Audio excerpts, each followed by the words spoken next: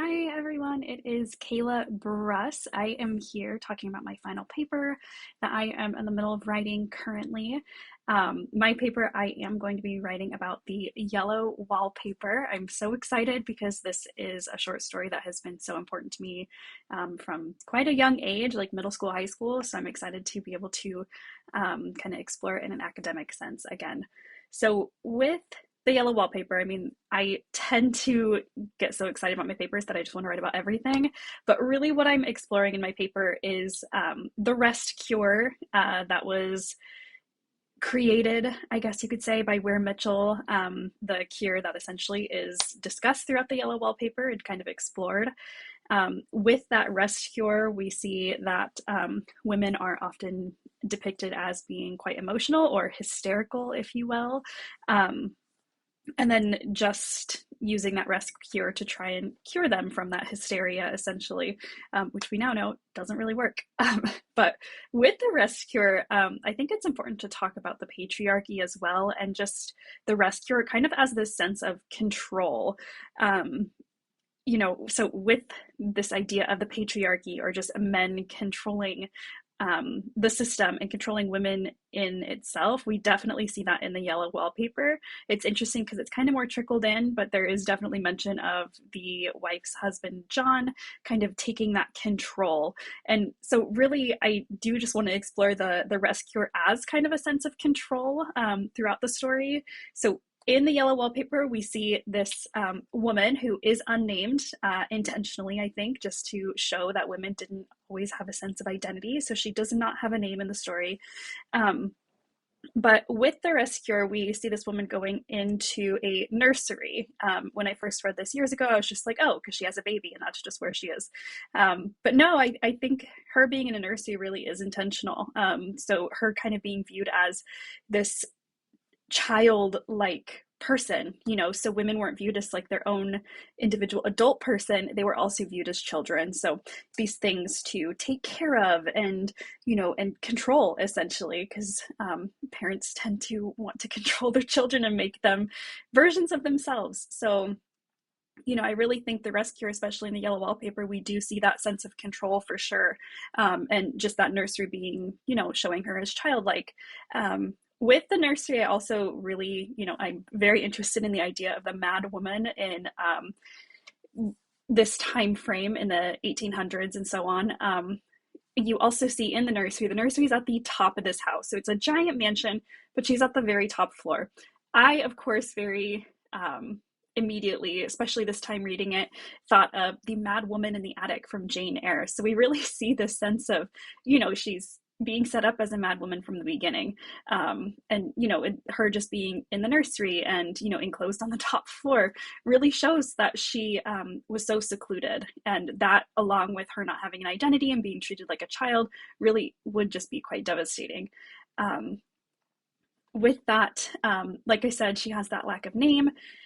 And then with her kind of drop into insanity or madness, as you would see on the surface level of this story, it really is interesting. I know in our discussions we kind of talked about the ending and what that looks like for the narrator, and if her ending is a triumph or if it's a defeat.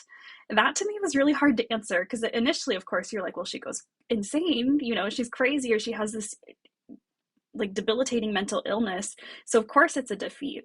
But then you kind of look deeper into it, and the narrator herself at that point in time definitely does not view it as a defeat. She views it as freedom, essentially. And so something I really want to explore in my paper is kind of all that I've discussed, just women not being treated properly, especially for their mental health and mental illnesses.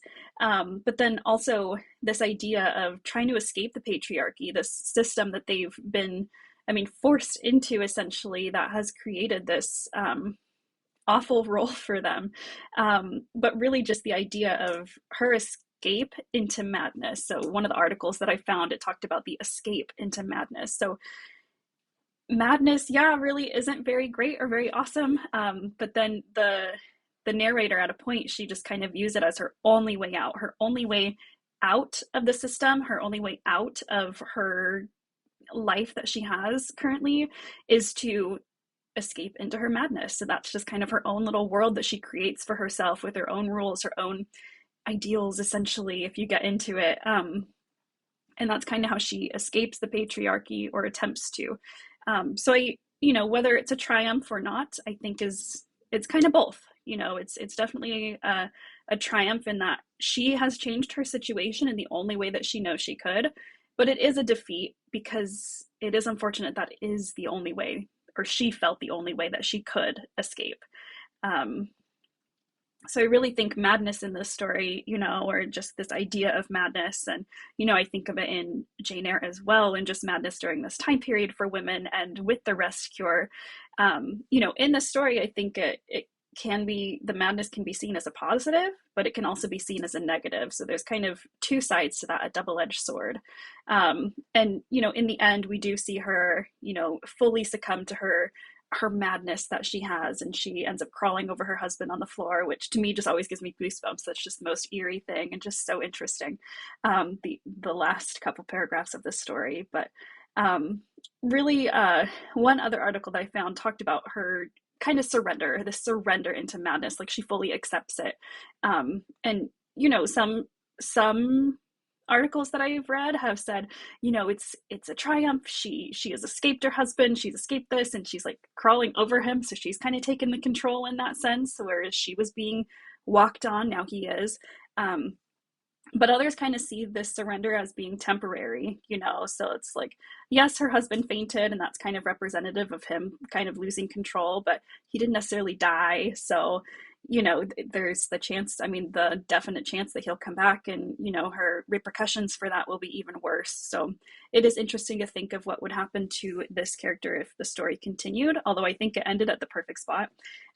But that's just because it really makes you think forward, like what's going to happen to her now. So I really do think that has she escaped the patriarchy? Kind of. In the story, there is representation of that, and she's had that triumph, but it's really and I think it speaks to the time period as well. So it's they women are trying to escape the patriarchy. The conversation is trying to get started at that point, but it needs a lot more movement. It needs a lot more support and help going forward during that time. And I really think Charlotte Perkins Gilman, who wrote the story, I think it really shows that she tries her best to get this story out, to start the conversation going of, this is what women are dealing with. They have mental illnesses, and men just take control of it and they think they know what's best, and they think they know what needs to happen. But, they haven't had to be in the role of the woman or see what that's like. So that's kind of what my paper is about. It's a lot. I'm sifting through it right now, trying to get to the nitty gritty. And something I always struggle with my papers is having big ideas and then thinking like, okay, but how do these all connect into one thesis, one thoughtful idea? So I usually get there in the end, so I know I will, but those are just kind of some thoughts that are running through my head right now, along with, the yellow wallpaper and the rescue, or the patriarchy, and whether or not the ending is a triumph or not. Which, I think it just depends on the reader. But I personally think it's both. So I hope you enjoyed my little spiel, my little discussion about the yellow wallpaper, the story that I'm so passionate about, and I've been so excited to write about again. But I hope to see you soon. Thanks.